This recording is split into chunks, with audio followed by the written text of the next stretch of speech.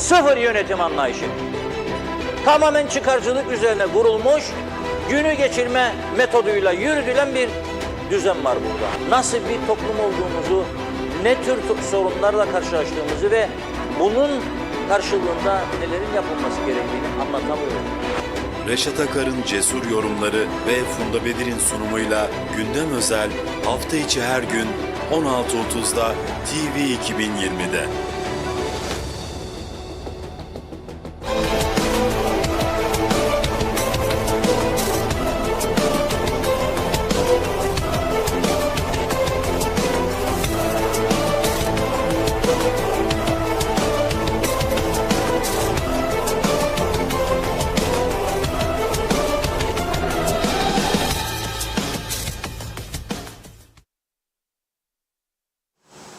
Merhaba sevgili izleyenler, TV 2020 ekranlarında Diyalog Medya Grubu Genel Yayın Yönetmeni Sayın Reşat Akar'la birlikte Gündem Özel programında sizlerleyiz. Evet, bugün ele alacağımız konuları sırasıyla sizlere aktarayım. İlk olarak Türkiye'de ikinci tur Cumhurbaşkanlığı seçimleriyle ilgili olarak yurt dışında oy kullanma süreci açıklandı. Buna göre Kıbrıs'ta 3 ayrı merkezde 20-24 Mayıs tarihleri arasında oy kullanılabilecek detaylarını vereceğiz.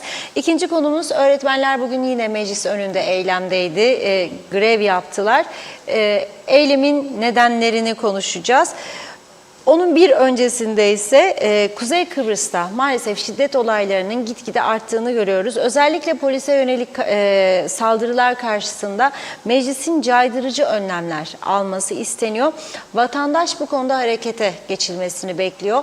Röportajlarımız var, onları sizlerle paylaşacağız. Son olarak ele alacağımız konuysa bir yandan müzakerelerin devam etmesini isteyen Rum yönetiminin diğer yandan özellikle İsrail ordusuyla gerçekleştirdiği tatbikatlar dikkat çekiyor. Son olarak da İsrail savaş uçaklarının katıldığı bir tatbikat yapıldığı bildirildi.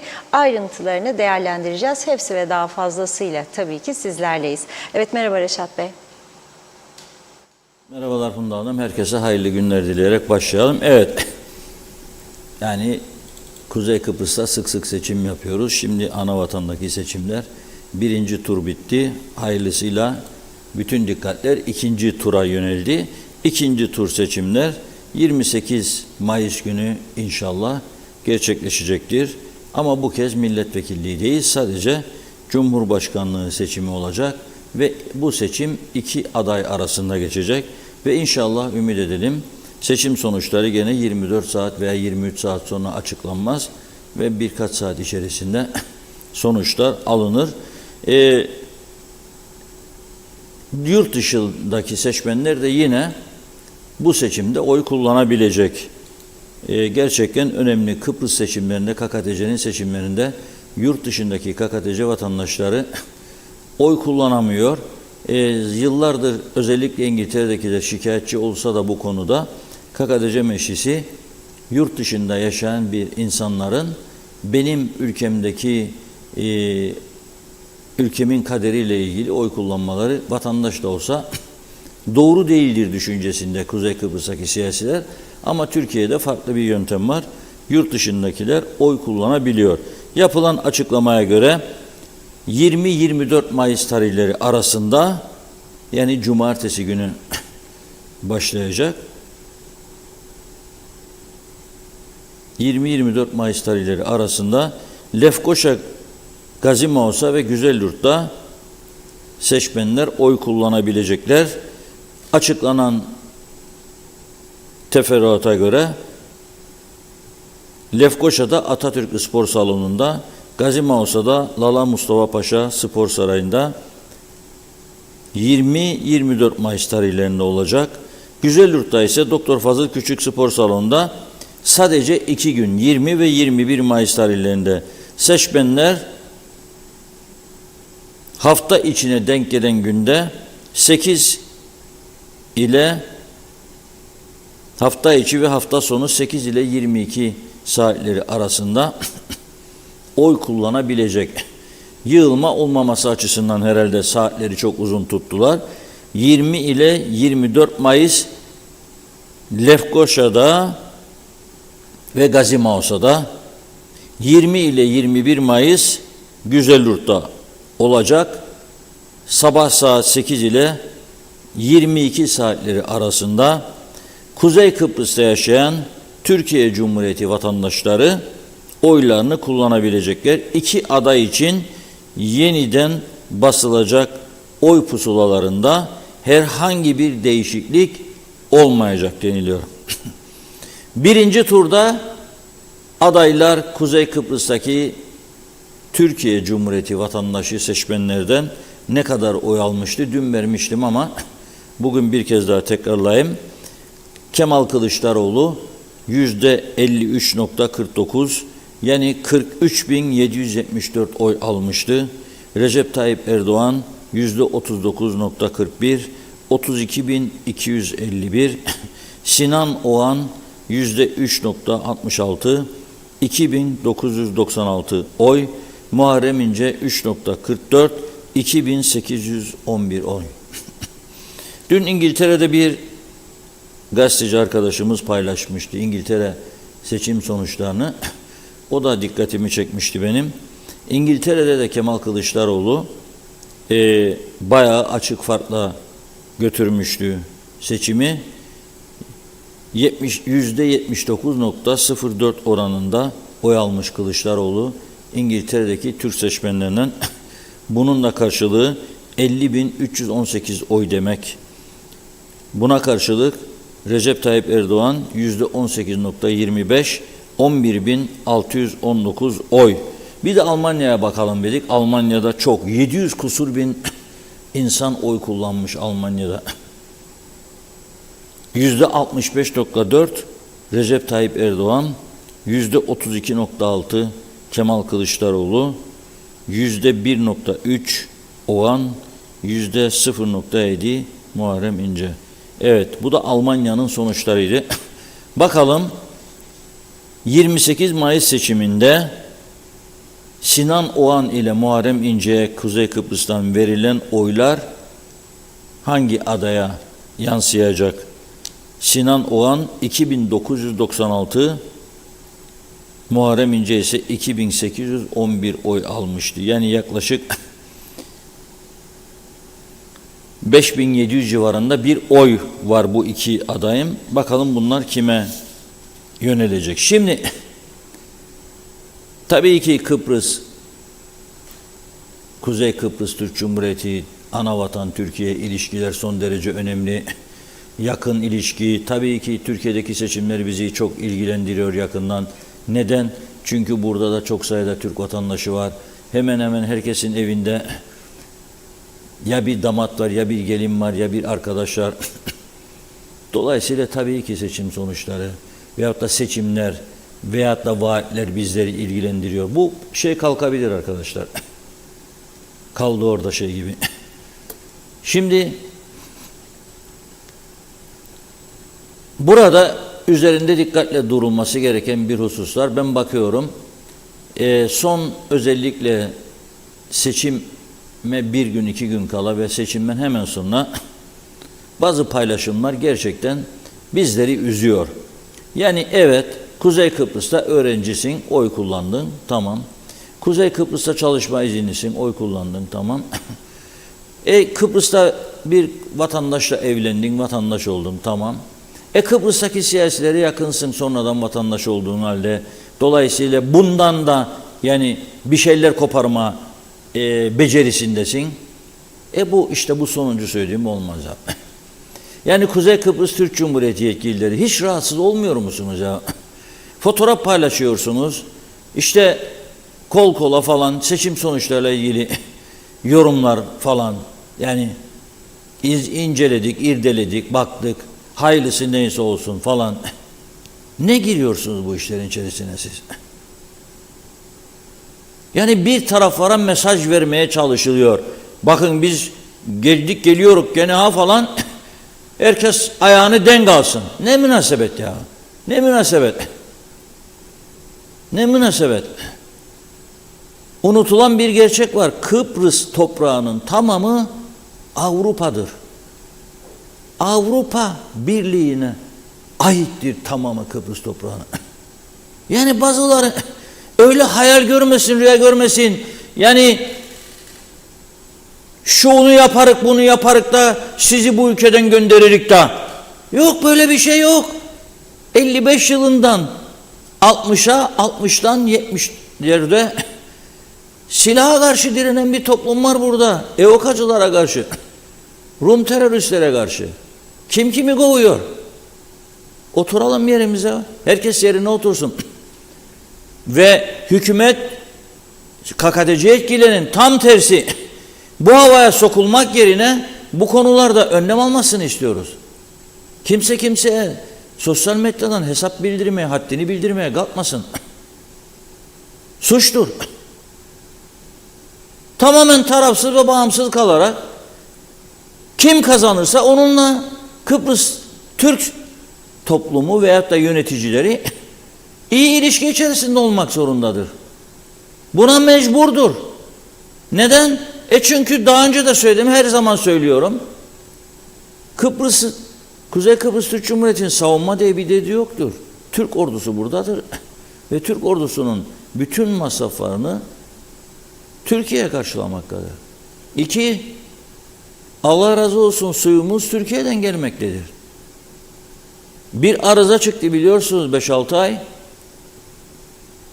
Son damla kaldığı zaman yetişti. Yoksa biterdi burası. Birçok acil ihtiyaç Türkiye tarafından karşılanmaktadır. Bunu hepimiz görüyoruz. Ama bu seçimlerde taraf olacağımız ve taraf olduğumuz konularda kendimizi öne çıkaracağımız, bundan pay çıkaracağımız, bir şeyler koparacağımız, bir çıkar beklediğimiz havasına sokulmaması lazım. Bu son derece önemlidir. Bitecek bu şimdi, yani bununla yatıp kalkıp sonra 25 Haziran'da kendi içimize dönecek. Sonra bakalım 25 Haziran'dan sonra neler olacak? Bir genel seçim mi gelir erken buraya? Ne olacak? Başka işimiz yok mu ya? O sadece seçim, o taraf, bu taraf, onunla ol, bununla olma, buna böyle yap, buna böyle yap. Ne münasebet ya?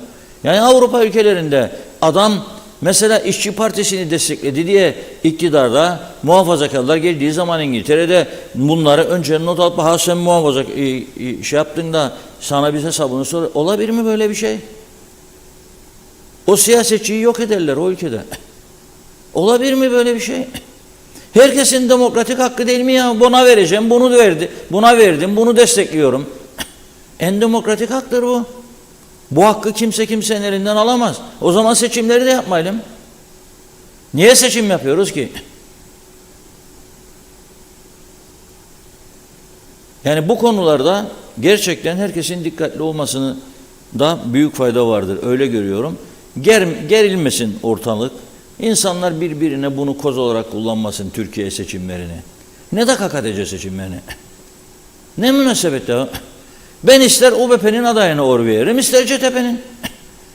Ha UBP'ye oy verirsem ama CTP gelir bana hesap mı soracak?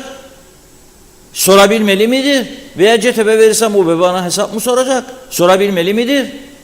Ne münasebet? Böyle bir şey düşünmeyelim. Yani bu kültür nasıl gelişiyor bu ülkede?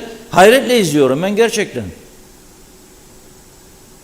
Bu kültür iyi bir kültür değildir. Bu ülkeyi bulaştırmayın lütfen bunlara. Bırakın insanlar özgürce, korkusuzca kimi desteklediğini, kimden yana olduğunu söyleyebilsin be kardeşim. Bugün ondandır, yarın senden olur. Sen ona iyi yaklaştığın zaman, sıcak bir sevgi, şefkat gösterdiğin zaman senden olmaması diye bir durum olamaz. Avrupa kültürüne bakın. Bir seçim ondandır, öteki seçim beğenmezse icraatlarına ondandır. Körü körüne bir partinin peşinden gitme diye bir seçmen anlayışı olamaz ki. O zaman hep iktidarda aynı insanlar ve partiler kalır. Hiçbir zaman değişmez. Olmaz yani. Ben bu açıdan sosyal medyada görünce bazı paylaşımları üzülüyorum. Diyorum ne hale geldi ya bu Kıbrıs Türk toplumunun kültürü? Nereye götürülmek isteniyor burası? Ha, biri bir şey yazamayacak, söyleyemeyecekse o zaman nasıl bir demokrasi?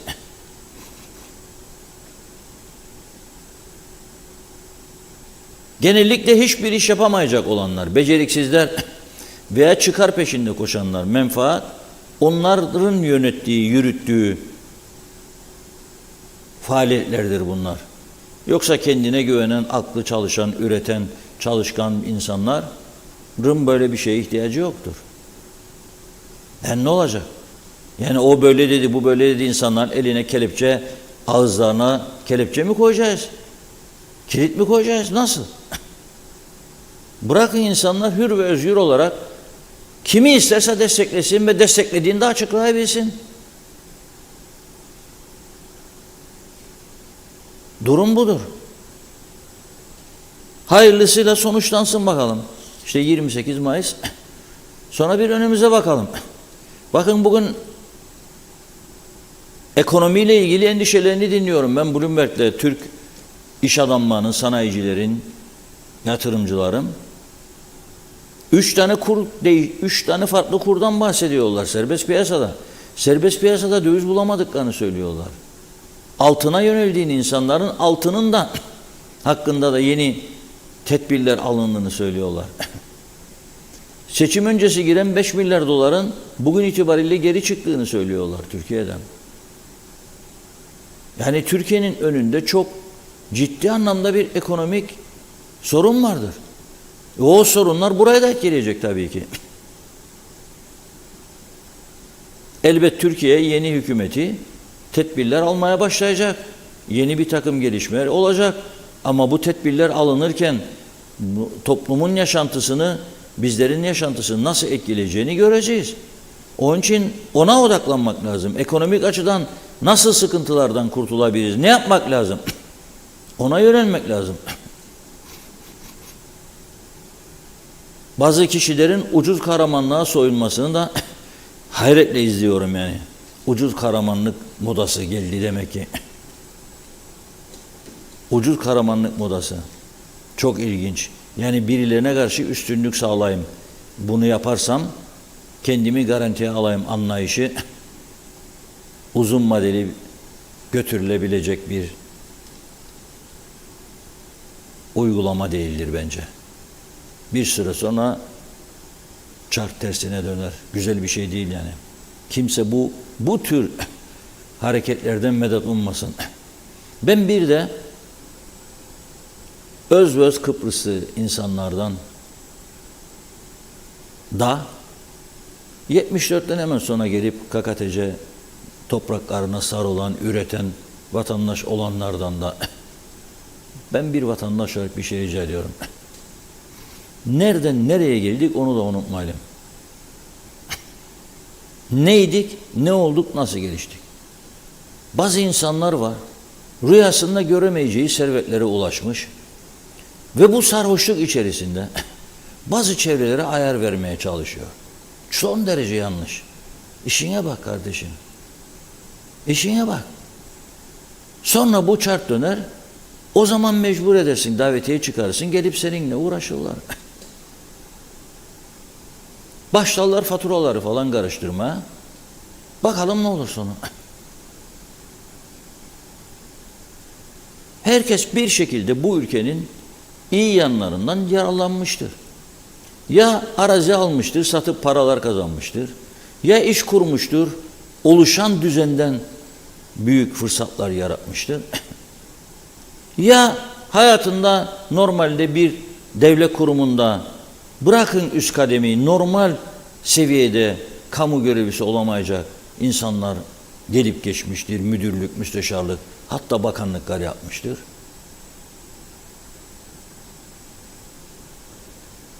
Ha bir de var, bir de ufak bir zümre.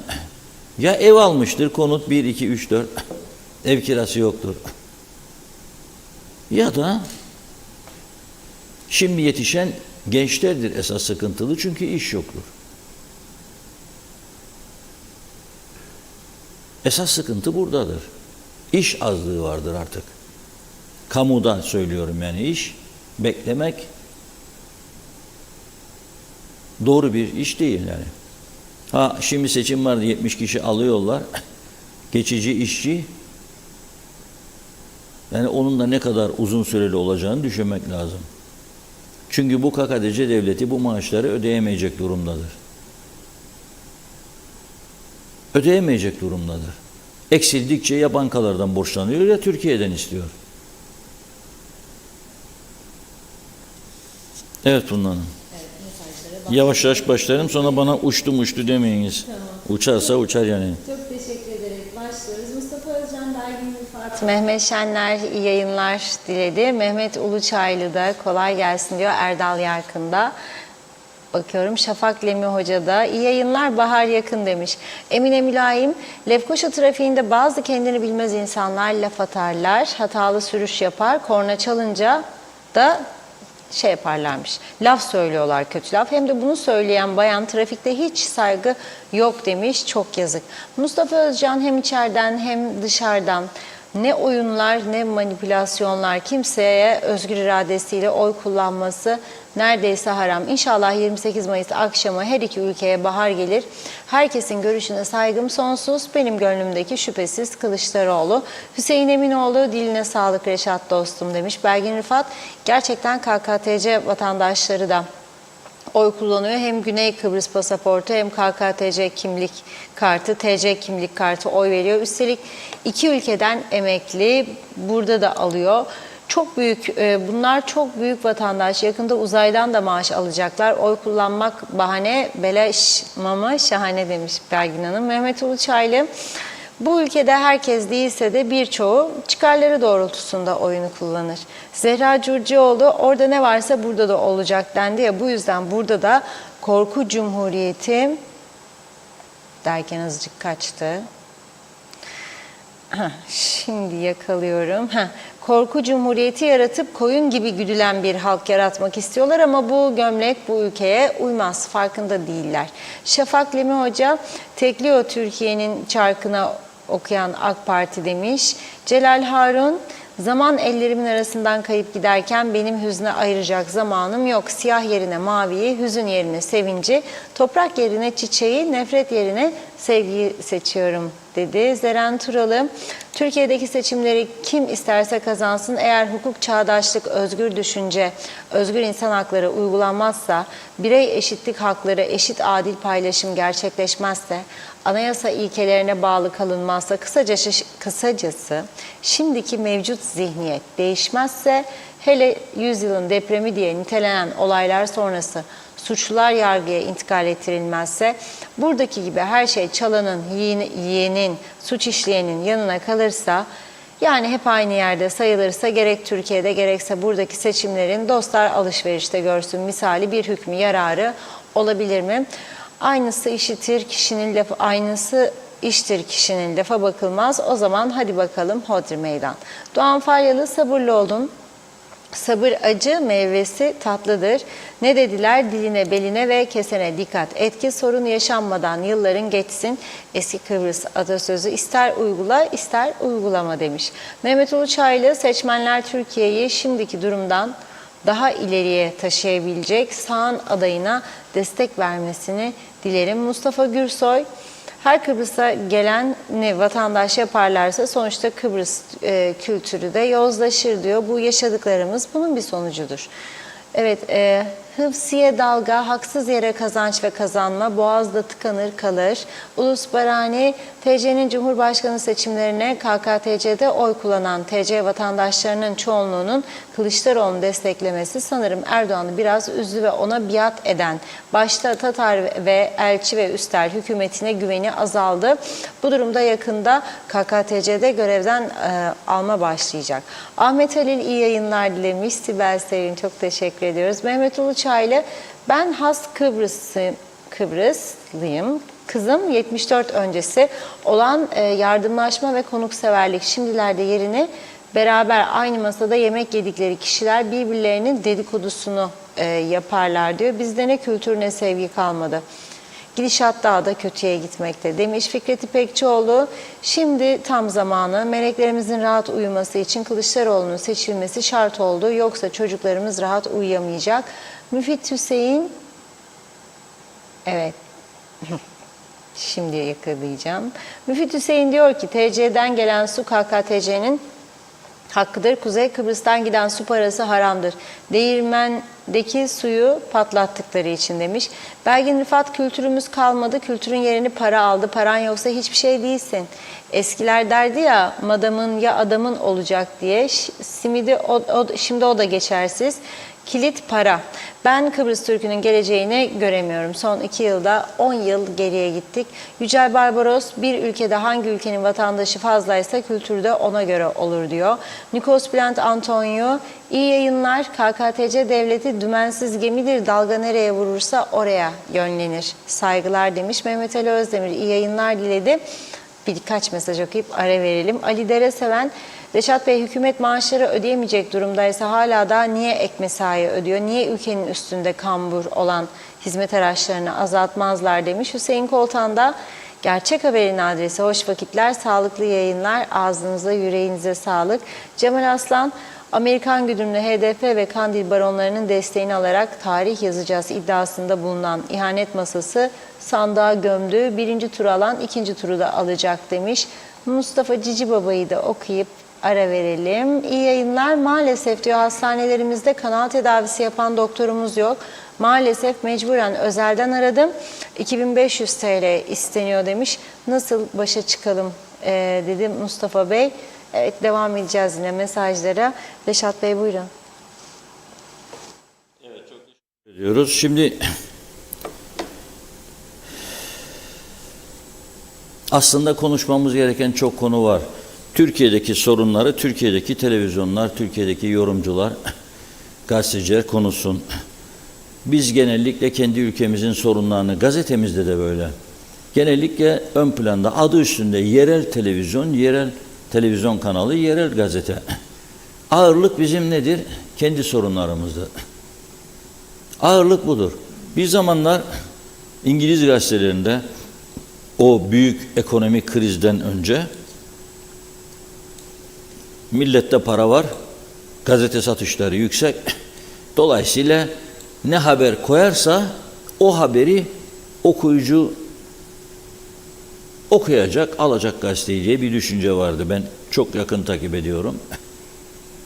Mesela Pakistan'da tren kazası veya Hindistan'da otobüs kazası, şu kadar can kaybı, 1. sayfada her gün mutlaka bir uzak doğu ülkesinde, bir Afrika ülkesinde olan olaylar ana fotoğraf konusu gibi konulurdu. Sonra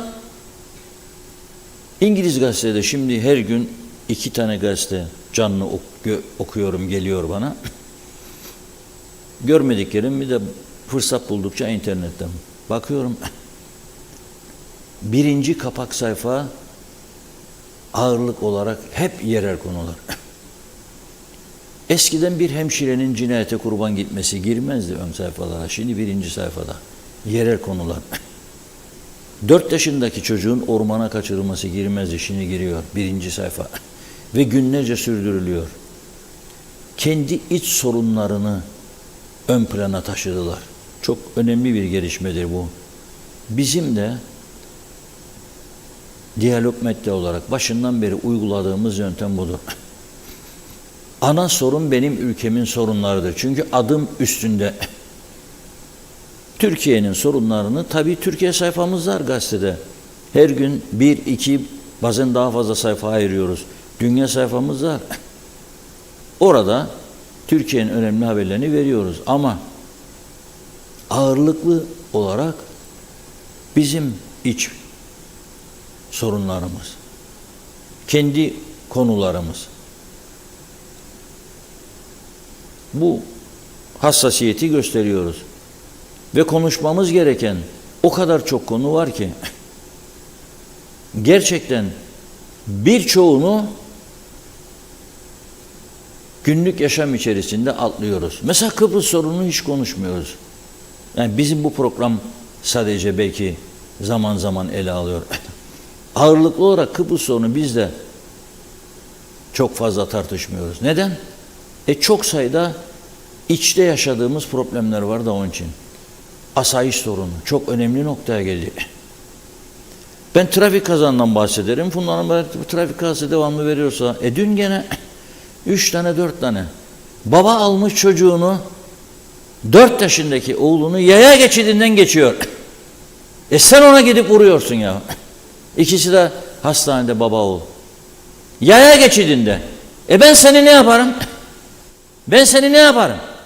Yargıya taşırım seni. En ağır cezayı veririm. Ama yargının elinde güçlü bir yasa yok. Sen istediğin kadar Yüce Meclis'e hitap edin diye bağır bana oradan. İstediğin kadar korumayla gez oradan buradan. Sen o yüce dediğin meclisten niye bu yasaları geçirmiyorsun? Niye düzeltmiyorsun? Bakın, her kim ki trafik kazasında suçsuz yere zarar görüyor, yaralanıyor, hayatını kaybediyor, bileceksiniz ki esas suçlu vuran değil, o meclistir. O meclis. Çünkü bu ülkenin düzelmesi yönünde gerekli adımları atmıyorlar. Atmıyorlar. Bir yığın hafifletici neden? Yargıç diyor ki, normalde diyor mesela bir başka davada, hırsızlık davası, 3 yıldır diyor sana vermem gereken diyor. Çünkü bunu devam durmuyorsun. Ama hafifletici nedenler geliyoruz önüne, 30 aya düşüyor. 3 yılı veremiyor. Hafifletici neden almak zorunda. O yasa ona 6 yıl deseydi, hafifletici nedenleri de aldığında 4-4,5 yıla düşecekti. Caydırıcılık gelmesi lazım. Yok. Belediyeler, ya topluyorsunuz bu kadar vergiyi bu halktan, istihdam için mi topluyorsunuz bizden paraları? Daha çok memur, daha çok adam. Ya yaya geçitlerini hiç mi önemsemiyorsunuz siz? Yaya geçitlerini belirgin halde değil. İkaz işaretleri silinmiş, boyalar silinmiş, ışık yok, uyarıcı hiçbir şey yok. Nasıl konuşmayacağım ben bunu? Korkulu rüyamız oldu ya ışıklar ve trafik kazaları. Korkulu rüyamız oldu. Ne zaman nereden gelecek vuracak belli değil. Gene bir haber var bizde çok ilginç. Bugün Diyalog Gazetesi'nde Lefkoşa'da, nerede? Marmara bölgesinde. Caddeye çıkıyor dikkatsizce Dilfuza Hanım, herhalde yabancıdır yani. Gidiyor Sona Hanım'ın arabasına vuruyor. Sona Hanım ne yapıyor? Doğrudan elektronik mağazasının içine giriyor. Camlarla birlikte aşağı. Tabii elektronik cihazı satın almaya girmiyor. Zorunlu olarak aracıyla giriyor. Camlar iniyor. O da mağazanın içine giriyor, elektronik mağazasına. Her gün bugün yine ajans bültenlerinde vardı. Bakalım akşama muhabirlerimiz mahkemelerden döndüğünde neler getirecekler. Burada en üzücü olan nokta, hepimizin can mal namusunu korumakla görevli olan polislere yönelik saldırılardır. Polisler söylüyor, biz dinliyoruz ve üzülüyoruz. Bir Nijeryalı suçluyu ihbar üzerine gidip yakalamak için 4 polis görevlendiriliyor. O saatte içeride 4 polis varsa. Yoksa da 2 polis gidiyor, ikisini de yere seriyor.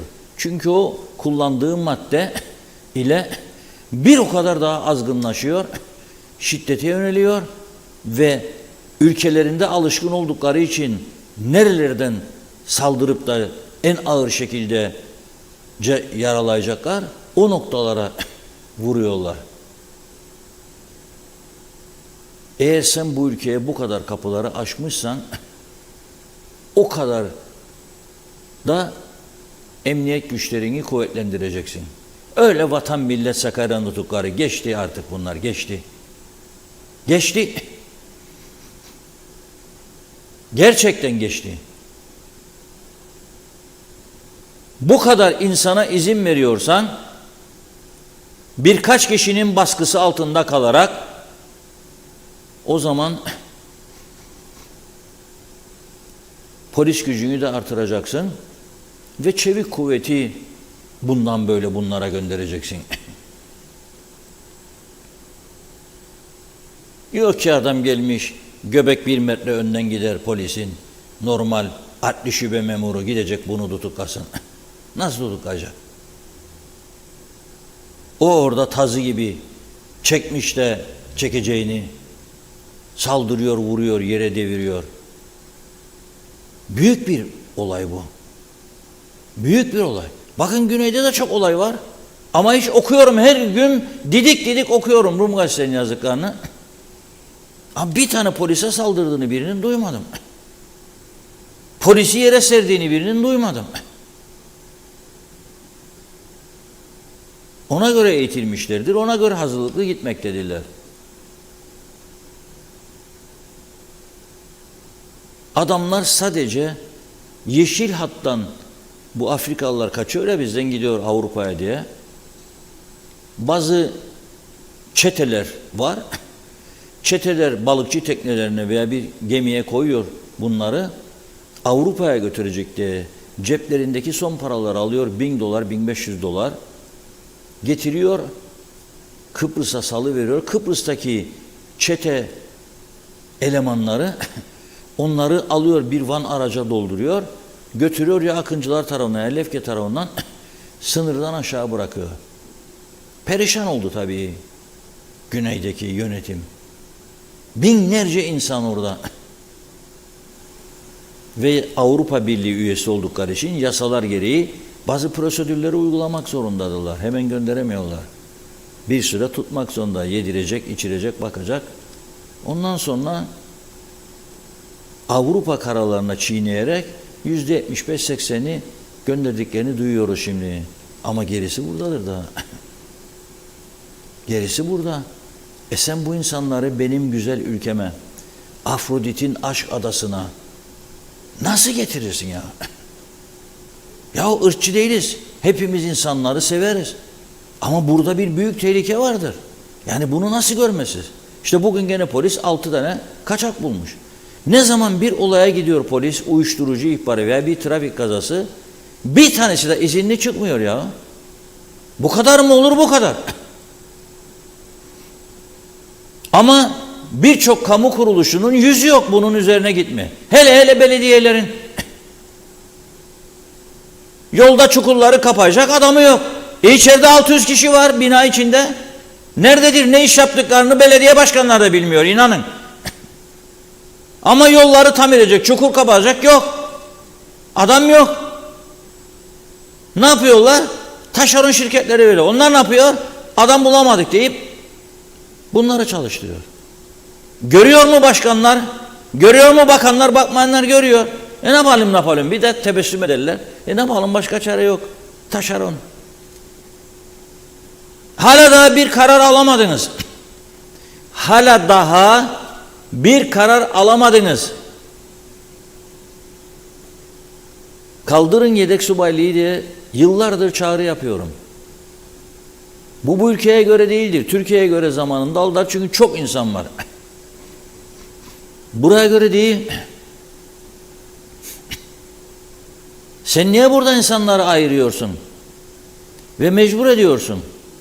Git illaki herhangi bir bölümünü bitir bir üniversitenin. Halbuki sen o adamı bir teknik eğitime göndersen, elektrikçi, elektronikçi, kaynakçı, oto tamircisi, garson. Yok kardeşim. Ben göstereceğim dünyaya gücümü ki üniversitelidir herkes bu ülkede. Sonunda ne oluyor? 0'a 0, elde 0. Aha gitti yüzlercesi Rum tarafına. Neden iş alamadılar? Lisan yok, tecrübe yok. Sen hala da aynı sistemi inatla sürdürüyorsun. Böyle bir yönetim anlayışı hiçbir ülkede olamaz. Olamaz.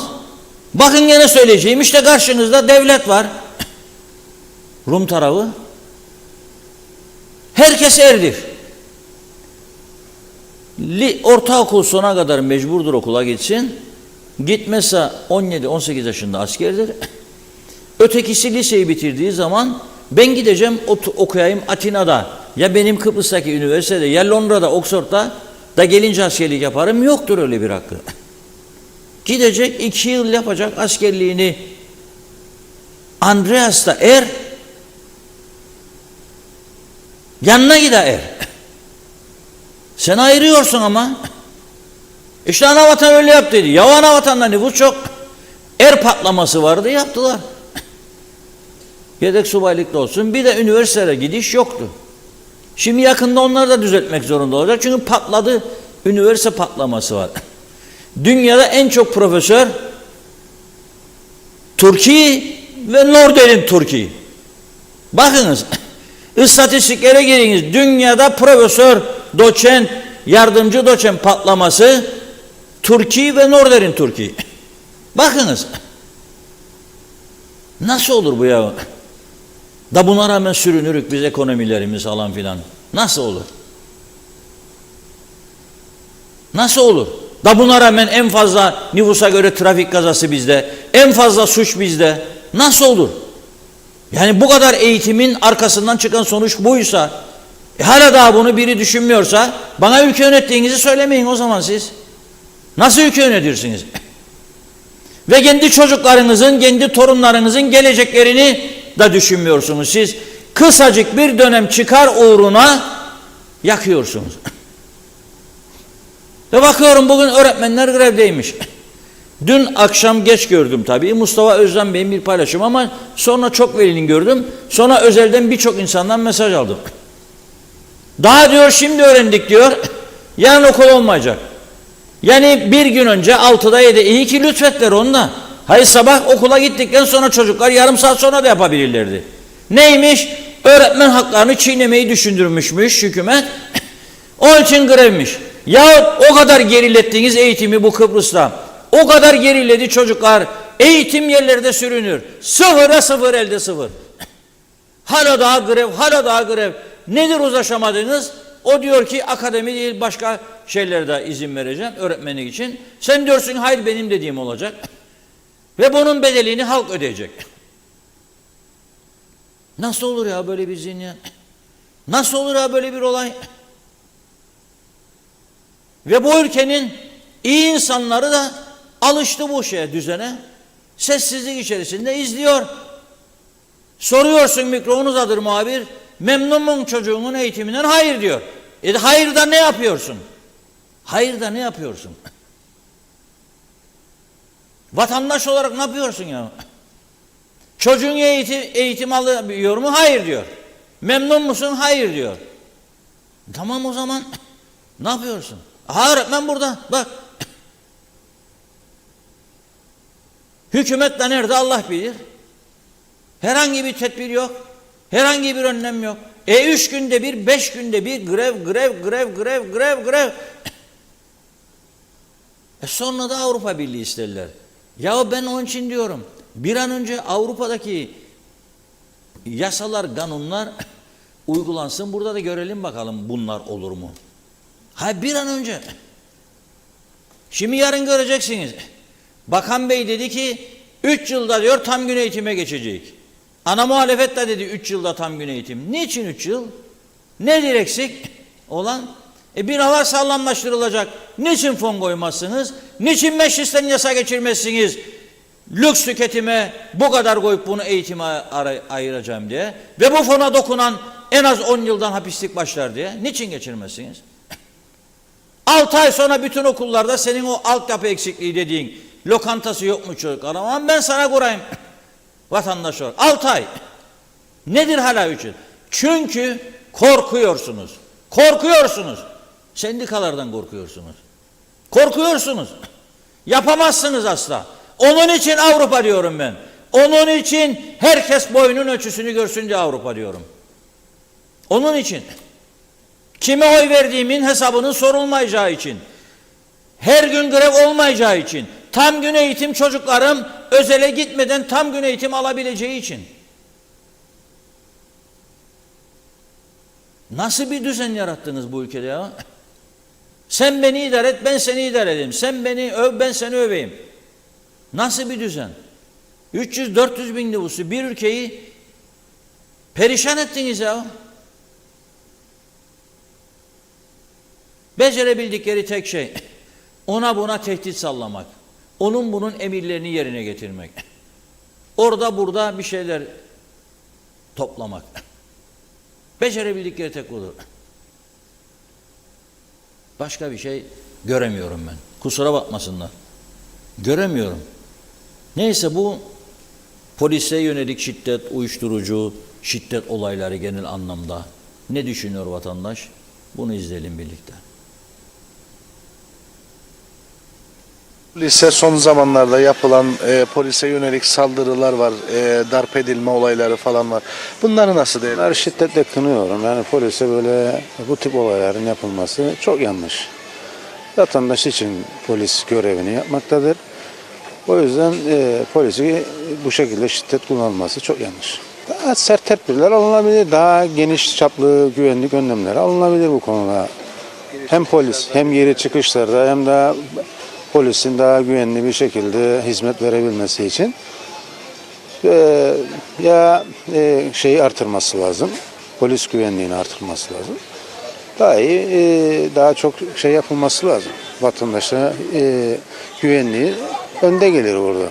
Polise, doktora yapılan saldırılar, doktorlara da oldu biliyorsunuz, Mağosa'da bir doktorumuz oldu. Çok yanlış şeyler.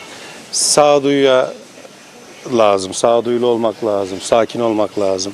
Daha caydırıcı olması lazım cezaların, hele uyuşturucuya yönelik cezaların daha caydırıcı. Yani teminata bağlanıp dışarı sarı verilmemesi lazım. Uyuşturucunun, ondan sonra bıçaklı bireysel saldırının doktora, polise, bunlar teminata bağlanamaz cezalar olması lazım. Hiçbir alanda kanun uygulanmıyor. Kimse bunu görmüyor. Bu yabancılar getirdiler 100.000 tane Arabı okula gider. Hani okula gidem? Göster bana bir tane okula gidem. Bunun önlemini almak için devlet, polis görev yapması lazım. Adamı tutar, atar içeri, hiçbir şey yapmaz, sonra salar dışarı. Var mı cezaya en suçlayan 2 ay, 3 ay, 5 ay o kadar. Zaten onu da yatır, tut, hükümsüz içeride çıkar gider. Ne için yapmasın? Cezalar caydırıcı değildir. Evet. Hiçbir konuda zaten, hiçbir alanda. Maalesef bu Afrikalı arkadaşlar tehlike saçıyor bence. Yani buna devletimizin bir an önce önlem alması lazım. Maalesef çok yabancı var burada. Yani yabancı uyruklu Afrikalı olsun, Pakistanlı olsun aşırı derecede. Hiç iyi değerlendirmiyorum. Nasıl değerlendirebilirim ki? Yani polise veyahut da devlet görevlisine şiddet uygulayanı, hiç kimseye şiddet uygulayanı tasvip edebilir miyiz? Edemezdik. Biz vatandaşız. Benim güvenliğimi sağlamakta devlet sorumludur. Bunun daha fazla yükselmesi, ilerlemesi tabii ki bu ülke için kötü bir şey. Ya polise karşı tabii ki saygılı olmamız gerekiyor. Çünkü polis bu ülkenin koruyucusudur. Yani nasıl anlatayım? Güvenliğini sağlıyor. Tabii ki onlar olmasa daha da çok artar her şey. Kötülükler. Kontrolsüz giriş de yapılıyor. Her türlü suç da işleniyor artık yani. Şiddetle kınıyoruz. Yani daha caydırıcı cezalar verilmeli. Doktorlarımıza yapılan, bilhassa doktorlarımıza yapılan saldırılar, yani öyle ifadesi alınıp serbest bırakıldığı şeylerden olunmaması lazım.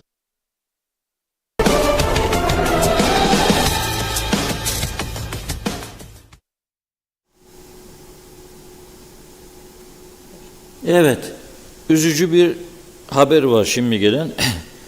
Bugün Akdoğan'da Toprak Ürünleri Kurumu arpa ambarları önünde saat 15.45 sıralarında bir kaza meydana gelmiş. Ahmet Mirka yönetiminde 46 yaşındaki THZ 429 plakalı kamyonun çarpması sonucu bir erkek şahıs olay yerinde hayatını yitirmiş.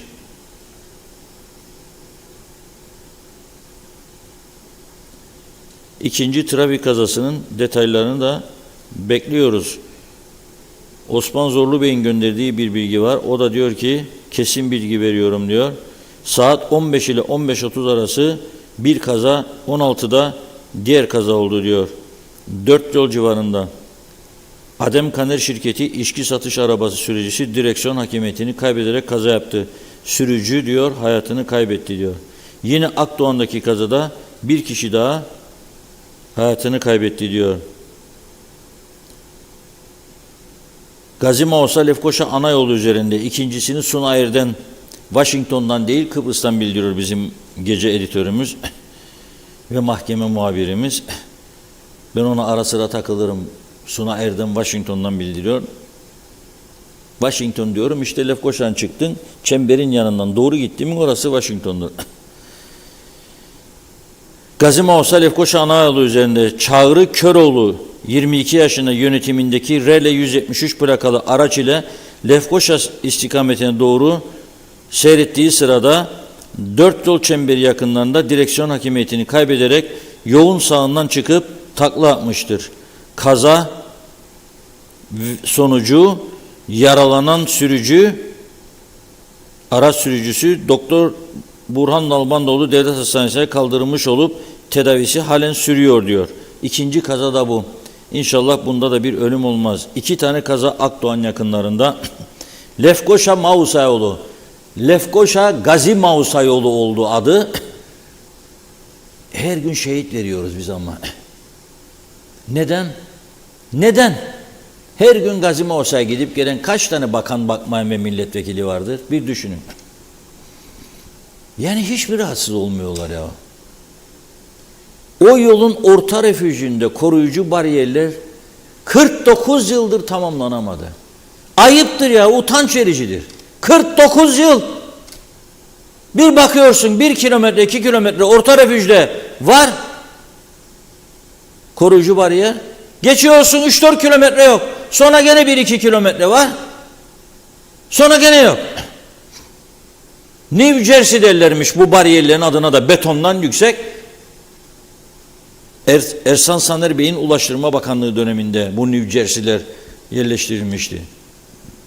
Neden? Lefkoşa Mausa'ya kadar gidemiyoruz. Yahu sen 15 milyon sterline ev satmaya başladın Kıbrıs'ta yabancılara. Şaha kalktık bazı yerlerde. Dünyanın sayılı zenginleri arasına girebilecek zenginler yarattık yahu bu ülkede. Daha da bir insanların canı için bir orta refüjü tamamlayamadın Lefkoşa'dan Mausa 60 kilometreye koruyucu bariyeri. Daha da her sene, her ay, her 2 ayda bir seçim. Her 2-3 ayda bir bakan, bakmayan, başbakan, hükümet değişikliği. Neyi konuşuyoruz burada? Rummuş bizi yok edecekmiş. Yahu siz yok ediyorsunuz biz zaten bunun içinde bu düzensizlikle. Siz yok ediyorsunuz bir hepimizi. Yola çıktığımızda korkuyoruz artık, sağ selim gidip gelecek miyik, gelmeyecek miyik? Yakınlarımız Lefkoşa'nın girine gittikleri zaman dönüp dönmediklerini kontrol etmek zorunda kalıyoruz. Ha. Nasıl bir ülkede yaşa diyorsunuz bize, onu söyleyin bana.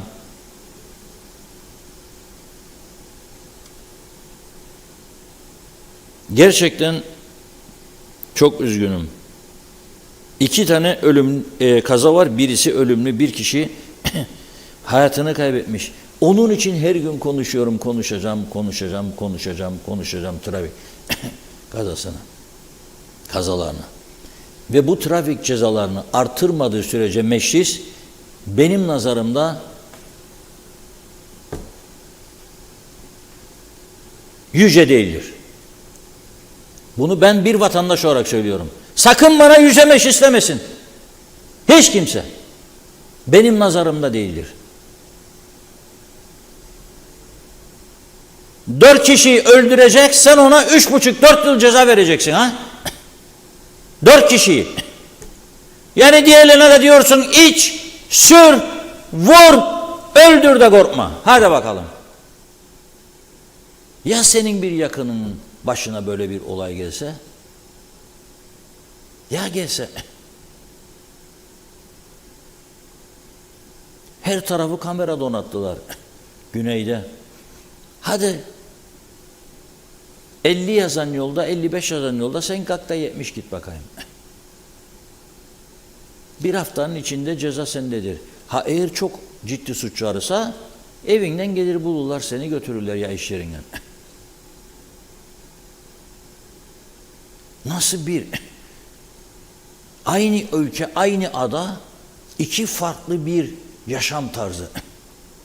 Bir taraf bizi tam Afrika yaptılar, bir taraf Avrupa yaptılar. Kabullenemez böyle bir durum ya. Olamaz. Tam Afrika.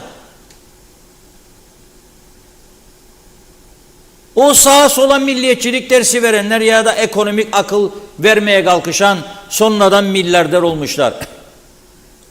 Toplumsal sorunlara değinin göreyim sizi bakayım. Cesaretiniz varsa.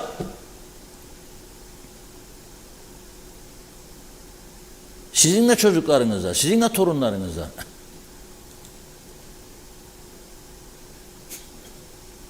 Dikkat edin, son zamanlarda kazalarda gençler ağır basıyor. 18, 20, 22, 24 yaşlar, 26 yaşlar. Neden? Eli doymadan direksiyon başına geçip ehliyet aldılar da onun için bir kısmı. Bir kısmı aşırı alkol tesiri altında araba kullanıyor onun için. Cezalar caydırıcı değildir.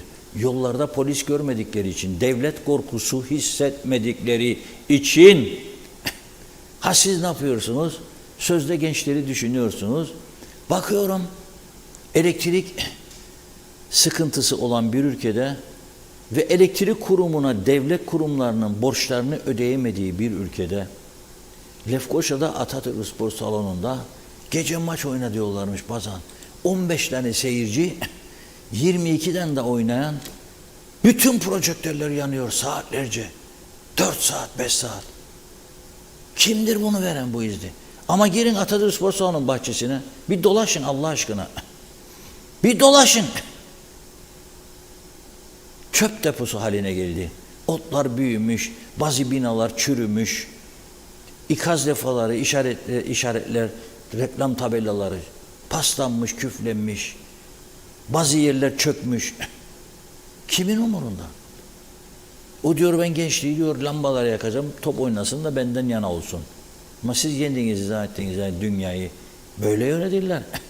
Da siz de bizi böyle yöneterek zannettiniz ki peşinizden sürüklenecek. Hadi hayırlısı olsun. Şimdi konuşurken geldiği mesaj KıTÖS'e KıTÖÖS. Biri KıTÖS Kıbrıs Türk Öğretmen Sendikası İlkokul. Ötekisi KıTÖÖS Kıbrıs Türk Orta Eğitim Öğretmenler Sendikası. Lefkoşa'daki tüm okullarda yarın 8 ile 13 arası grev yapılacakmış. Ey veliler size söylerim. Birazcık cesaretinizi toplayın siz de. Bir hafta olamayacak okula deyin çocuklarınızı.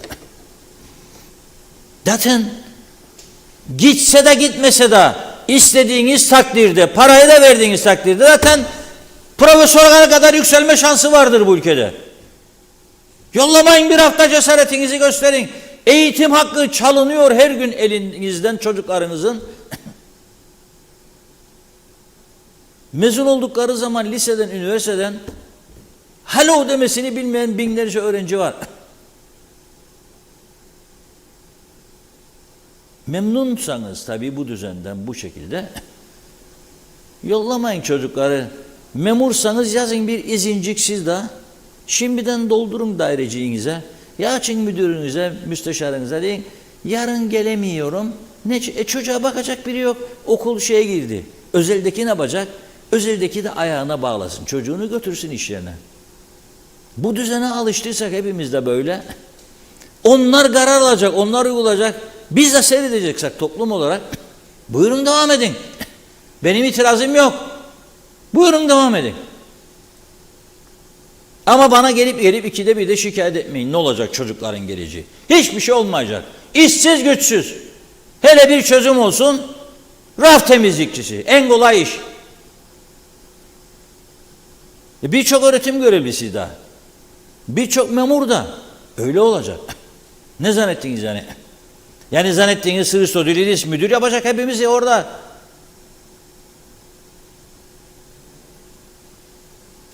Buyurun Funda Hanım. Evet, hemen devam edelim. Birazcık mesaj oldu ama Fikret İpekçioğlu demiş ki yaya geçidinde İngiltere'de böyle bir kaza olsun o şahıs hayretmez diyor.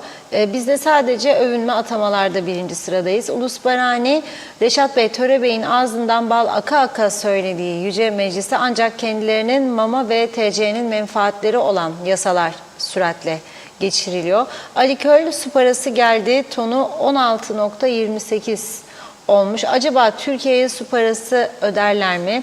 Mehmet İnancı hoş vakitler değerli dostlarım yazdı. Ali Cevat, bugün yine güneyde işim vardı, o kadar bozuldum. Sizlere hiç anlatamam, gerçekten gözlerim doldu. Temizlik neymiş gidip yerlerinde görsünler, bakanlar, bakmayanlar. Bizim burada olan Hisar bağlantıları döküldü, eski eserler nerede? Müsait bir vakitlerinde bir göz geçirsinler demiş.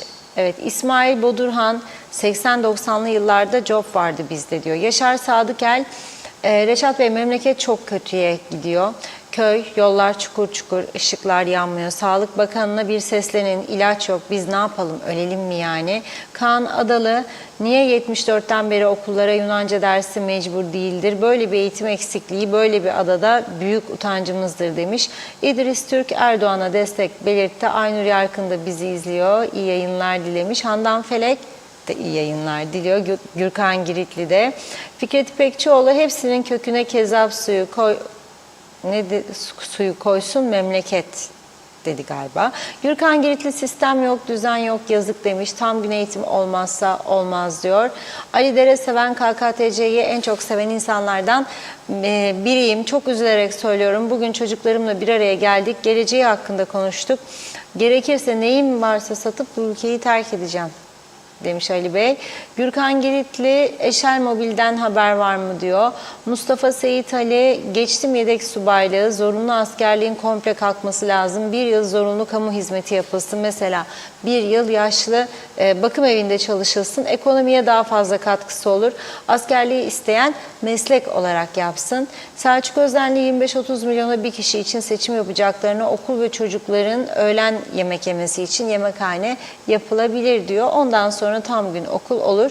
Mehmet Genç, Lefkoşa Belediyesi kanalizasyona 1980'de başladı ama 43 yıldır hala 10 yıldır hiçbir şey yapılmadı. Çoğu yerde taşmalar var ama hala belediyeden ses yok diyor. Eray Necdet Hacı Arif, bu ara seçimde neden aday olmuyorsunuz Reşat Bey? Desteğimiz seninle yazmış. Belgin Rıfat, tam gün eğitime önümüzdeki eğitim yılında gidilmesi şart. 3 yıl çok uzak bir tarih. Daha seri düşünen ve uygulamaya koyulabilecek bir eğitim bakanı şart demiş. Üzgünüm Çavuşoğlu. Aykut Kılıvan, Kıbrıs değil orası, Paris diyor. Tema Yavaş Londra'dan selamlarını yolladı. Ramazan Deniz, sevgileri olsun Pozant'tan, hayranlıkla izlerim, helal olsun, sevgiler buradan dedi. Mehmet İnancı, cezalar atmazsa kimse silkinmez. Muhterem vekiller bu konuda yasa yapsınlar. Başka seçenek kalmadı. Ali Dere Seven, Reşat Bey çok haklısınız. AB'yi istiyoruz. Hristiyanların kulübü AB istiyor mu bizi diyor. Eğer hak hukukları olsa bizlere ambargo uygularlar mıydı? Adaletli olsalar durumu tek taraflı AB'ye alırlar mıydı? Yunanistan ve Rum'un içinde olan bir kuruluş bizlere hayat şansı tanırlar mı demiş. Nilüfer Canova, yollarda koruma yok, aydınlatma yok, bariyer yok, sağ kalmak mucize. Ne bekliyoruz? İlkel batmış bir memleket demiş. Gürkan Giritli, 1974'te bu kadar şehit vermedik. Trafik cezaları artırılsın lütfen. Hasan Yalınca diyor ki, Reşat Bey, Kuzey Kıbrıs'ın en büyük gazetecilerinden biri olarak sendika başkanını bağlarsanız da canlı yayına diyor. Neden greve gittiklerini konuşun demiş. Müfit Hüseyin, şoför okulları öğrencileri ne yapmazlar? Sürüş öğretmezler gibi bir şey herhalde. Tam çözemedim mesajınızı. Arif Mustafa Cüce'de, öğretmenlerimiz neden grevde? Sanki eğitim çok iyiydi. O yüzden mi demiş. Bakıyorum atladığım var mı? Evet var. Hayri Köreken, ambulans şoförü olarak vallahi Mausa'da yollar berbat, bir de hasta sevki esnasında Araçtaki hastayı mı düşünelim, motorlu paketçileri mi, şehir içinde acemi sürücü paketçi, bir de buranın trafiğini bilmeyen sürücüler diyor. Evet, Bora Kutlubay hiçbir şey değişmiyor, yazık, çok yazık demiş. Nilüfer Canova, Reşat Bey, Güney'de McDonald's'a gittim. Kal serviste adam Kıbrıslı Türk 3 lisan biliyormuş. Kısacası lisan bilen adama her yerde iş var. Baybars Özcömert, sanki çok iyi eğitim veriyorlar da grev yapıyorlar.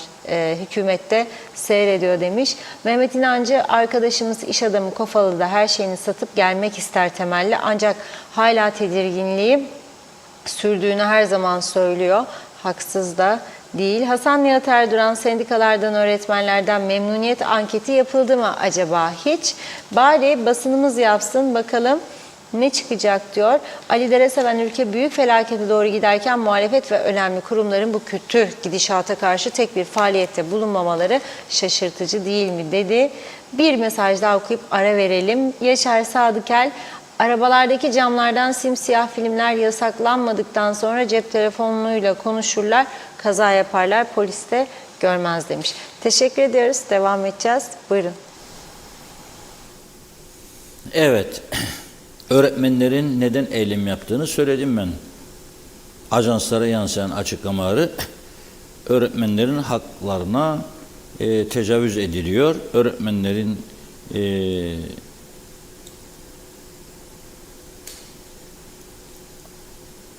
taşıdığı pankartlardan da zaten anlamak mümkündür bunu. Eğitim Bakanı'nı istifaya çağırıyorlar. Öğretmen Akademisi ve öğretmen haklarının yasa tasarısıyla hedef alındığını söylüyor. Öğretmen Akademisi'nin tek başına şu andaki uygulama göre sadece öğretmenlik yapabileceklerin o akademiden mezun olması gerektiği bir yasayla zamanında koydurulmuştu. Nasıl koydularsa gene o zaman sen hayır sessiz kal da geçelim bu şeyi, ben de birkaç gün bakanlık yapayım, başbakanlık falan. Öyle geçmişti herhalde. Şimdi bunu düzeltmeye çalışıyorlar. Bırakır mı adam sana elde ettiği hakları? Bırakmaz. Öğretmen yoksa gelecek yoktur. Kazanılmış hak kimsenin elinden alınamaz diyor. Avrupa'da alıyorlar. Çünkü sana verilen hak normal hak değilse alırlar zamanında. Bu ülkenin siyaseti bilmeyen, siyaset sanatından mahrum olan insanların siyaset yaptığı bir ülkede her şey olur arkadaş. Çıkara dayalı siyasetler yapıldığı için her şey olur. Her milletvekilinin bakan olduğu düzende olur bunlar. Verirler sana, hakkınsa da verir, değilse de verir. Ama böyle gitmeyecek. Bir düdük çalacak bir gün. Gene vatan milletçileri görüyorum. Rum bize vermedi, Avrupa gözü tek yanlı yaptı. Çalıştılar, oldular. Biz ne yaptık? Biz nasıl eylem yapıyoruz mesela? Ya çocukları mahrum ederek, yani meclis kapısını kırarak. Şimdi bizim hayvancıların eylem yaptığı güne dozellerine bir bulsun arkadaşlar. Şimdi ben konuşurken başka bir tane ekrana getireceğim. Avrupa'dan. Ondan sonra onu bulsunlar. Tabii ben hayvancılarımızı seviyorum. Onlarla beraber çok mücadele ettim. Halk Meclisi birlikte yaptık, halk meclislerini. Haklarını her zaman savundum ama eylem anlayışındaki farklılığı da görmemiz lazım. Onlar da görsün istiyorum. Şimdi bugün gözüme çarptı, ajanslara düştü. Almanya'nın başkenti Berlin'de çevre örgütü Greenpeace ve Kırsal Tarım için Çalışma Grubu inek sürüsünü nereye götürmüş biliyor musunuz? Bizimkiler yüce meclisleri, onlar yüce federal meclis derler. Federal meclisin bahçesine götürmüşler. Orada çim alan var. Götürmüşler, inekleri saldılar oraya. İnanmıyorsunuz değil mi? İnanmıyorsunuz değil mi? İnanın, şimdi gösteriyorum.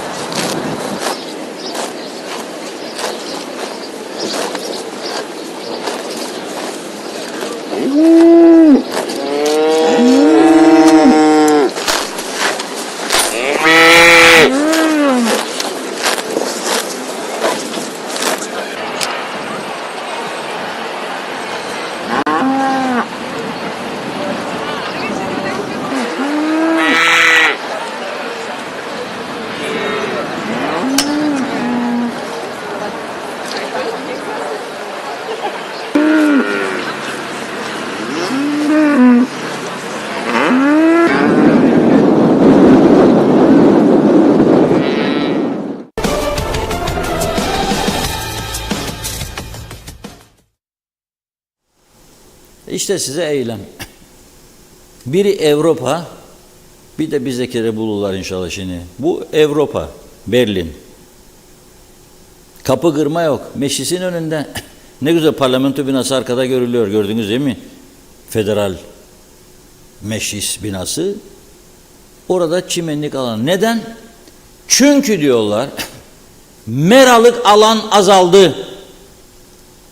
Bir de bize sor. Bak senin meclisinin önünde çim alan var da bizim mecliste zamanında yaparlarken daha büyük, başkana büyük salon. Geldiklerinde misafirler görecekler ki yüce meclisin başkanı yardımcısına, ona da her milletvekili partilere özel odalar, çalışma odaları. Tabii canım. Gelip görecek ve titreyecek, kendine gelecek gelenler. Yeşil alan var mı? Yeşillik yaptılar mı? Bu kimin umurunda? Kendileri oralara da betonlaştırdılar, her tarafı betonlaştılar. Halkı da betonlaştırdılar. Meralık alan kalmamış. Bizde de aynı durum yok mu? Kaldı mı bizde? Ne diyor adamlar? Yılın diyor bir yılın %70 gününü diyor ahırda kapalı geçiriyorlar diyor.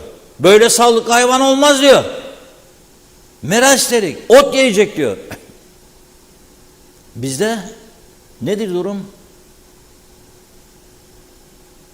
Nedir durum bizde? Eylem. Bizde de meclisin kapı kırılacak. İçeri girmek için polisi saldıracaklar. Polisi itecekler, çekecekler, itecekler, çekecekler. Arada fark var. Onun için diyorum hiç vatan millet nutku atmayın bana. Hepinizden daha vatan milletçiyim. Bir tek hedef olmalıdır. O da Avrupa. Bak Türkiye kaç senedir bekliyor ana vatan. Hepiniz ana vatan falan filan olmazsa olmaz dersiniz. Yani ana vatan Avrupa'da bekler kaç yıldır? Kaç yıldır? Bak adamlar Afrika'dan kaçar gelir buraya. Cebindeki son kuruşa kadar Avrupa'ya gitsin diye. Da sen, ben şimdi böyle bir imkan sunulursa bana yok diyeceğim. Ha ceplerde kimlikler, pasaportlar tamam. Larnaka'dan Baf'tan uçuşlar tamam. Ama çözüme gelince oturayım Rum mülkünün üstünde devam edeyim. Tarlalara, bahçeler, portakallar, sahiller, parselleyeyim, satayım, alayım 300-500 bin lira da. Allah kerim. Yo. Olmaz bu iş olamaz. Hiç yalvarma diyor bu iş olamaz. Ve adamlar tabii bir tarafta nasıl politika izlerler? Müzakerelerin yeniden başlaması için bak Stewart gitti Brüksel'e geldi. Bizim ilgimiz var mı yani konuşuyor mu falan filan ne diyor. Adam gitti Brüksel'e ikna ettim diyor orayı da. Türkiye'deki seçimlerden sonra müzakerelerin başlatılması için çok yoğun bir hazırlık var. Ve işareti de aldıklarını belli ediyorlar. Başlayacak yani bu müzakereler. Biz istediğimiz kadar burada yok mok demeye devam edelim. Fakat bir taraftan da ne olur ne olmaz. Askeri hazırlıklarını sürdürüyorlar. Son 1-2 ay önce o kadar çok tatbikat. En son İsrail'le denizde, karada tatbikat gerçekleştirilmişlerdi. Şimdi meğer öğreniyoruz ki 7-11 Mayıs tarihleri arasında yani hemen daha yeni taptaze bir tatbikat gerçekleştirmişler. Ve bunu yeni açıklıyorlar bittikten sonra. İsrail savaş uçakları, helikopterleri Kıbrıs'ın üzerinden uçmuş. Hava tatbikatı. Hava tatbikatı. İsrail ile o kadar çok askeri ilişkiyi geliştirdiler ki, o kadar çok tatbikat yaparlar ki, Mısır'ın da bir taraftan. Bizim gündemimizde bu yok. Eylem, grev, eylem, grev, eylem, grev, seçim de seçim, seçim de seçim. Başka hiçbir şey yok. Ne büyük kültür bu ya. Gerçekten. Tatbikatı izleyelim. Kısa bir bölüm.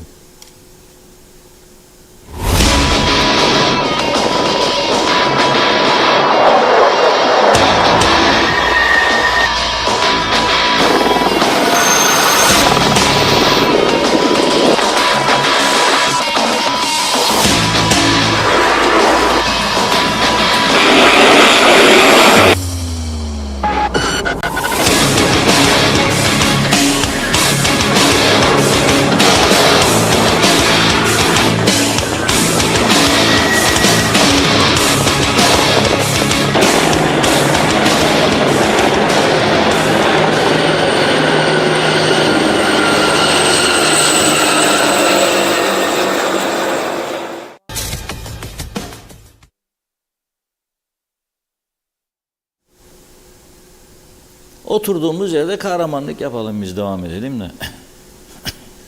İsrail'le ikinci bir çok önemli adım atıyorlar. Nedir? Nedir? Biz çok şükür şimdi öyle fazla elektrik kesintisi yok. Yani Dilek Hanım, baktım geçen gün, Dilek Yavuz Hanım sınava hazırlanmış kızı da 5 saat ne demek elektrikler kesildi diye isyan etti.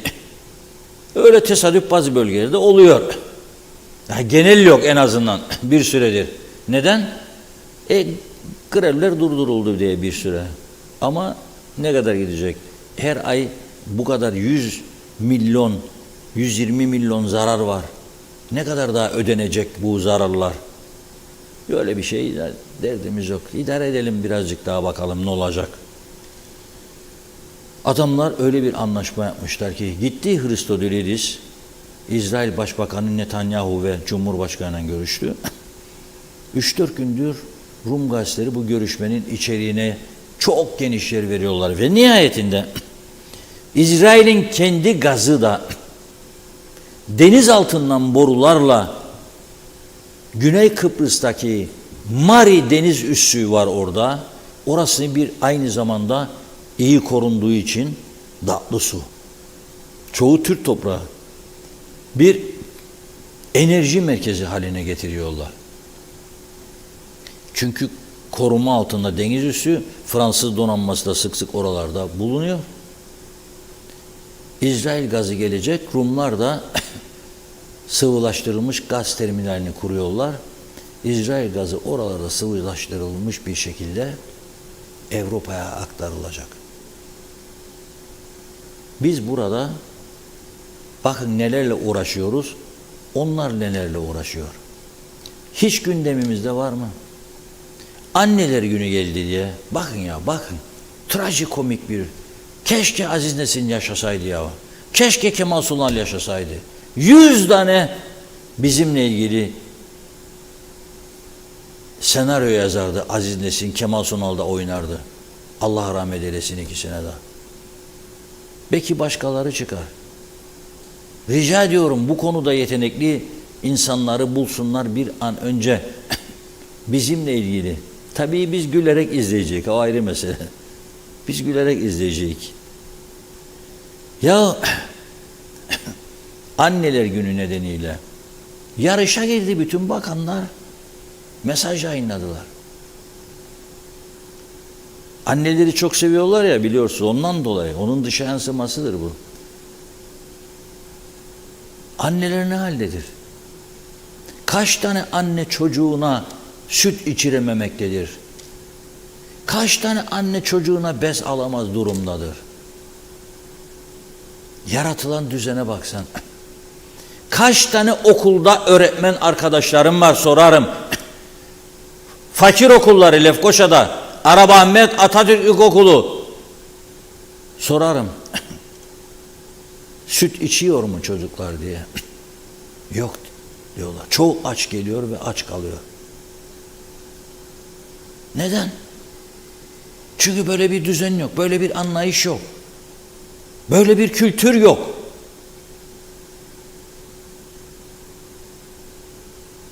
Ama bakıyorum anneler günü, Takatuku Ajansı bizim doldu. O bakanın anneler günü, o bakanın anneler günü, bu bakanın anneler günü. Sosyal medyada tüm siyasiler hemen hemen. Anneler en değerli varlıklarımız. En değerli varlıklar. Ama mezara gittim. Benim bazı yakınlarımla dahil olmak üzere. Gittiniz mi annenize? Yok, vakit bulmadım. Ne yapardınız ya? Tatil günüydü.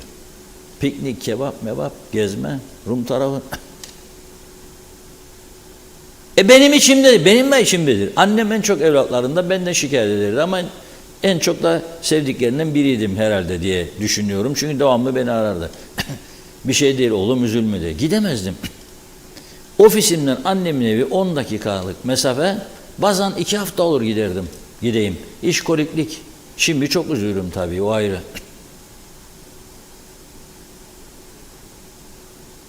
Ama yani sevgi nedir? Mesaj yayınlamak mı? Kadınlar günü gelir aynı şekilde. Herkes sıraya girer. Yahu şiddetle 1 numaraya yükseldik. Eski sevgilisini bu ezer eler döver. Arabaya koyar götürür kaçırır döver. Sonra bunlara karşı önlem alamıyorsun. Yaşlılara bakım evi kuramadınız yahu siz. Ne anneler günü bildirisi. Mausa'daki dernekten ne kadar şikayetler alıyorum ben sık sık. Yok. Yaşlı bakım evi kalmadı bu ülkede. Olanlardan da çok şikayet var. Bildiri bu taraftan askeri tatbikatlar var. Hiç okumazlar bile. Haberleri yoktur, yemin billah ederim size. Yoktur haberleri. Sorsam mı bugün de gazeteye bakamadık hadi. Ne zaman bakan zaten? Hiçbir zaman bakmasın. Önceliğin çünkü o değil. Onun bunun telefon geldiği bakanlıkta gör. Hatta selfie de çekip paylaşıyor. Sonra siyasi layıkları falan filan altından. Durum bu merkezde. Üzgünüm Leylam diye bir şarkı vardı. Zeki Müren çok güzel söylerdi. Buyurun Funda Hanım. Evet. Tamamlayalım mesajları yavaş yavaş. Hasan Nihat Erduran demiş ki ambargosuz eşit ticari ortamı sağlamak BM'nin görevidir. Bir direkt ulaşımı bile sağlayamadılar. Ne işe yararlar? Eşit şartı vardı da biz mi başaramadık diyor. Her işin başı para. O da işlerse esnaf olur, vergi olur, eğitim olur vesaire. İsmet Sencer harikasınız demiş, hayırlı yayınlar. Metin Erdemel cezalar artsa ne olacak? Her gün Lefkoşa'dan Girne'ye gider gelirim, yolda bir polis kontrolü yok. Arabalar uçak olmuş, polise sordum. Kapkara camlı arabalara ceza yazmaları yasakmış. Güzin Atik bizim ülkemizde en çok haklara sahip ve en rahat görevi olanlar öğretmenler diyor. Hasan Nihat Erduran biz uçağı havada, gemiyi denizde bırakır, gümrükleri boş bırakır, sonra da silah uyuşturucu girdi ülkeye döner. Şikayet de ederiz. Devleti, kamuyu, güvenliği zarar ziyana uğratan eylem ve ara emirleri olmamalı. Yasalar düzenlenebilirdi. Allah kelamı değil ki diyor. İnekli, medeni, sakin, komik bir eylem ve de zararsız. Güzin Atik ve en çok şikayetçi olup grev yapanlar da onlardır demiş. Mesajını devam ettirdi. Fevzi Mehmetçioğlu iyi akşamlar, kolay gelsin. Belgin Rıfat. Evet, bu eylem Norveç'te, İspanya'daki eylem değil mi Reşat Bey? Norveç'te de geçen hafta Güneş Köyü'ndeki otların temizliği için derken azıcık gitti, yakalayacağım. Otların temizliği için diyor. Yerel çiftliklerden koyun çobanları da ödenekli hizmet alındı. Neden olmasın demiş. Avrupa farkı. Fikret İpekçioğlu ara seçim yapacaklarmış. Okullara yıllardır top bile vermiyorlar. Bunların hepsini top gibi oynatacaksın, anlasınlar. Ali Dereseven çok yerde gördüm. İnekler bir ayak gübre, çamurun içinde. Evet, hareketsiz yaşarlar. O manzarayı görseniz belki de dana etini yemeyeceksiniz diyor. Abey Hüseyin 3 milyon nüfuslu İsrail, 300 milyonluk Arap dünyasını 19 1967-1973 2 defa dize getirdi. Türkiye'de yakında Kıbrıs konusunda dize getirilecektir. Celal Harun kazalar bitmiyor. Bugün saat 16 sıralarında Akdoğan Toprak Ürünleri Kurumu'na ait arpa ambarında kamyon şoförü geri giderken bir kişiye çarptı. Çarpmanın etkisiyle şahıs hayatını kaybetti. İsmet Drangoz fotodan selamlar demiş. Bugün markete gittim. 3'te 2'si siyah. Yollarda her 10 kişiden 7'si siyah. Bunun için sorma Girhan'ına çevirdiler. Köylerde çalışanların ikisi siyah. Salı pazarına gittik, satıcıların çoğu siyah. Yakında diyor kaçacak delik de bulamayacağız. Nilüfer Canova dünya nereye biz nereye demiş. Necdet Mavi Gözlü Kuzey Kıbrıs Birleşik Afrika Pakistan Cumhuriyeti'nden iyi yayınlar diliyor. Şimdi yetişebildim. Rumların İsrail'le tatbikat yaptıklarını gördüm. Erdoğan'ın yüzünden bütün dünya bize düşman oldu dedi. Gene yeni mesaj gelince azıcık gitti. Yakaladık. Hasan Nihat Erduran Mari Tatlısu Santral'in patladığı askeri bölge tatbikatları Türkiye'de İHA'larda izler. Kaç bıyıkları var bilir, boşuna para harcarlar diyor Hasan Bey. Ali Dereseven lütfen soruma cevap verin. Dünya Rum'u cumhuriyet olarak tanırken, tüm nimetlerinden yararlanırken bizler niçin üniter devlet seviyesine inip tüm haklarını paylaşacağını düşünmüyorsunuz? Siz Rum'un yerinde olsanız bunu yapar mısınız? Rumlar bizimle bir anlaşma değil, tüm Kıbrıs'ı istiyorlar demiş. Görülmemesi şaşılacak bir durum. Evet, Mehmet İnancı herkese iyi akşamlar diledi. Hasan Nihat Erdoğan da bakıyorum. Eda Bilginsel Aksoy, evet öğretmen akademisine sınırlı sayıda ve sınavla öğrenci alınıyor. Şimdi nüfus artışı olduğu için sınıflarda 30-40 öğrenci var. Eğitim Bakanlığı Türkiye'den öğretmen getiriyor ama üniversitelerin mezun olan öğretmenlerini bakanlık almıyor demiş sevgilerimle. Şöyle bir bakayım atladığım var mı? Arada tamamdır diye düşünüyorum. Çok teşekkür ediyoruz. Buyurun. Bulut olsa, yüklenip yağsa, Değişedi ya sapıklı. dökülsem damla damla toprağa. Kapat. Herkese iyi akşamlar. Bir deli Kapat. nehir, Bugün zaten erken başladık. bir rüzgar olup kavuşsam üzüm bağlarına, bir çiğ tanesi bülbülün çilesi, annemin sesiyle güne uyansam, radyoda yanık içli bir keman ağlasa nihayet acem aşina, radyoda yanık içli bir keman ağlasa nihayet acem aşina, ağlasa nihayet acem aşina.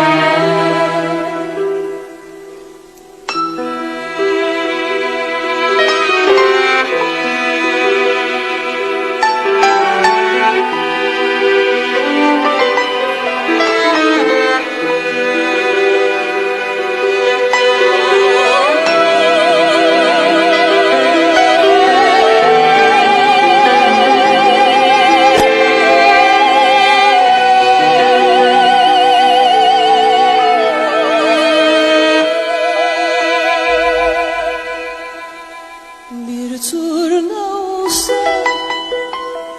yollara vursam, uçabilsem kendi semalarıma, bir seher vakti Sıla'ya varsam, selam versem ah sıradalarına, komşunun kızı, çoban yıldızı, yaz bahçeleri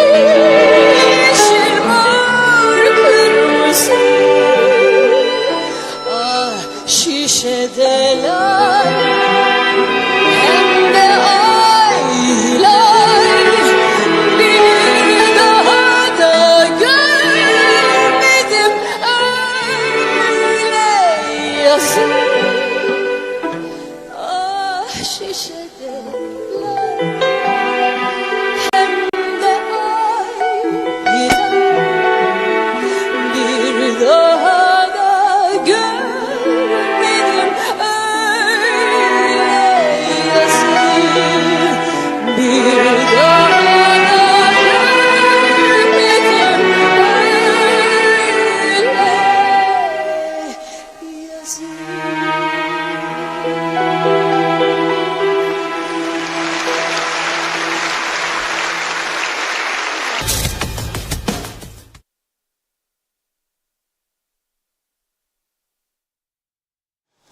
Evet, Sevtap Erener'in güzel bir şarkısıyla sizlere bugün veda edeceğiz. Yarın inşallah maşallah daha güzel haberlerle birlikte oluruz. Öğretmenlerimiz de madem ki alan memnun, satan memnun, greve devam arkadaşlar. Para da var. Para da var. Maliye Bakanlığı kesiyor öğretmenlerden maaşları. Ya doğrudan yatırıyor sendikaya ya da sendikanın bankasına, bankadan da onlara. Yani tahsildarlıklarını da yapıyor. Kuzey Kıbrıs Türk Cumhuriyeti dünya demokrasisinin en önde gelenidir. Tabii bu demokrasiyi çıkarlar üzerine kurmuşlar. Ben seni, sen beni, işte siyasetçiler, sendikacılar falan idare edelim birbirimizi. Maksat, Kıbrıslıların sözü var. Ne şiş yansın ne kebap diyor. İdare-i maslahat. Çocuklara bir gün bir şeydir bitirince iş alacaksın ya zaten. Bu düzen devam ederse tabii ki herhalde bu tatbikatlar bize güneyden bu yana Şam işi lokma göndermek için yapılmıyor yani. Gözünü açtığı zaman bu ülke insanı inşallah çok geç olmaz demek istiyorum. Evet. Bir yığın olanak sundular bize. Haklı olduğumuz bir davada bu olanakları değerlendiremedik. Çıkarcılık, bencillik, 3 kuruşluk menfaat, koltuk. Ne koltuğu ya? Ne olacak? Bir insan iyi giden bir işi iyi giderse daha iyisini bulacak diye iyi terk eder mi ya? Kafa nereye gidiyor? Dün açıkladığıma gidiyor. Abidin Akbürgün, doktor. Çok ciddi psikolojik sorunlarımız var. %30'u şiddete meyilli bir toplum olduk. Onun için o Berlin'deydi o eylem. Tekrar ediyorum. İspanya'da, Berlin'de. Federal parlamento binasına götürdüler inekleri, eylem yaptılar. Berlin, Avrupa, İspanya'da da farklısı olur, Fransa'da farklısı olur. Ama insanlar eylemi yaparken genel anlamda düşünmek zorundadır. Ben bunu yaparken kimlere ne zarar veriyorum diye. İşte çocukları öyle bir alıştırdı ki çocuklar büyüklerine şunu sorar 2'de 1. Yarın okul var mı baba der. Yarın okul var mı amca der. Çünkü olmadığı günler artık olduğu günlerden daha fazla. Grevler, hafta sonu tatilleri, bayramlar, seyranlar, yaz tatilleri, ara sömestr tatilleri, 8'de git 12'de al çocuğunu götür. Ondan sonra da biz böyle Avrupa bize bu hakkı Rumlar verecek mi? Ben olsam Rum'un yanında vermem. Ne vereceğim sana bu hakkı? Ne terledin de yaptın? Bak o 68 taneyi düşürdü 2'ye mezbahayı. Sen hala daha 68, 78, 88 hiç kimse bilmez. Veteriner kontrol olmadan et kesin bana da getirin. Yedireyim çocuğuma da sağlıklı beslensin. Hem de 500 lira. Ne verecek bana bu hakkı? O kesiyor vergisini ama yapıyor hastanesini. O kesiyor vergisini, yapıyor yolunu. Sen o kestiğin vergileri maaşlara dağıtıyorsun. Onun Lefkoşa'da nüfusu benden çok daha fazla Ama benim belediyemin 1/3 personeliyle yürüyor işleri. Ama hiçbiriniz ses çıkaramıyorsunuz. Herkes suskun, herkes düzenden memnun. Çünkü hemen hemen herkesin bir şey beklentisi var. Yoksa bile çıkarı beklenti var. Aman biz de bakalım meselesi. Onun için ucuz kahramanlar var. Bazı ucuz kahramanlar. Siyaset şeyinden medet umarak ayar vermeye çalışanlar. Aklınızı başınıza toplayın. Nereden nereye geldik? Önce bir bunu değerlendirelim. Yanlışlar nerededir? Onu değerlendirelim. Ayar mayar bizim boyumuzu çok aşar. Evet, yarın görüşmek ümidiyle. 2 tane haberi atladım size. Bugün çok gittik. Biraz da erken başladık. Nazar değmez inşallah. Ve yarın o konuları da ele alacağımız güzel bir gündem olur inşallah. Görüşmek üzere. Evet, çok teşekkür ediyoruz ve programı burada tamamlıyoruz. Sevgili izleyenler, yarın yine aynı saatte görüşmek üzere. İyi akşamlar.